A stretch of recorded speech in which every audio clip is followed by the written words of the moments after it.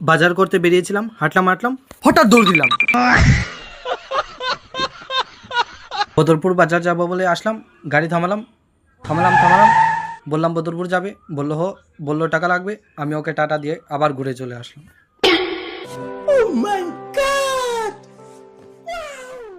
টাকা নাই বলে ঘুরে চলে আসলাম, লোক আমায় দেখে ফেলবে বলে মাথায় ঘুমটা দিয়ে দিলাম। মার গালি খেয়ে আবার আসলাম, এত বড় বড় গাড়ি দেখে আমি ডিপ্রেশনে চলে গেলাম, আবার বসে গেলাম। জানি না কি হলো, আবার আমি ঘুমিয়ে পড়লাম। আবার উঠলাম, বাইক দেখলাম, আবার ঘুমিয়ে পড়লাম। ঘুম লাগছিল না, এক পাল্টি দিলাম, জানি না কি হবে, আবার উঠে গেলাম।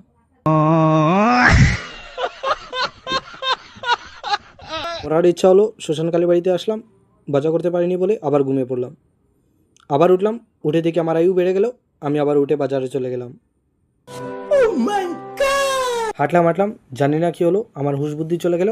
ভাবলাম একটু কচু নিয়ে নিই, তাহলে আমি বাজারে না যেতে পেলে এখান থেকে কচু নিয়ে ঘরে চলে গেলাম। জানি না কি হবে, tata bye bye, good night.